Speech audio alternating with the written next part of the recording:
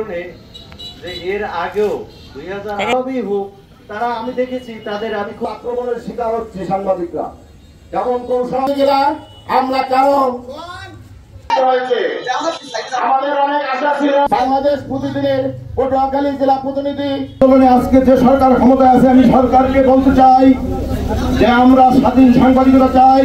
বাংলাদেশ প্রতিদিন কালের কণ্ঠ অফিসে দুর্বৃত্তরা হামলা চালিয়েছে। প্রথমে এই হামলার তীব্র নিন্দা জানাই, ধিক্কার জানাই। এই দুর্বৃত্তদের দ্রুত গ্রেপ্তার করে আইনের আওতায় নিয়ে আসা হোক। সর্বশেষ একটি কথা না বললেই নয়, সাগররুনির হত্যাকারীদের কাঠগড়ায় দাঁড়িয়ে বিচারের আওতায় আনা হোক এবং রাষ্ট্র সুস্থ থাকুক, গণমাধ্যম স্বাধীন থাকুক, এটাই প্রত্যাশা জানিয়ে সাংবাদিক বন্ধুরা তারা কখনোই নিরাপদ ছিল না।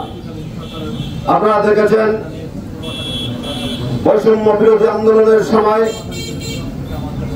বিভিন্নভাবে রাস্তায় পেশাগত দায়িত্ব পালন করতে গিয়ে আমার সাংবাদিক বন্ধুরা সন্ত্রাসী দুর্বৃত্তদের দ্বারা বিভিন্নভাবে গুলিবিদ্ধ সহ নির্যাতিত হয়েছে।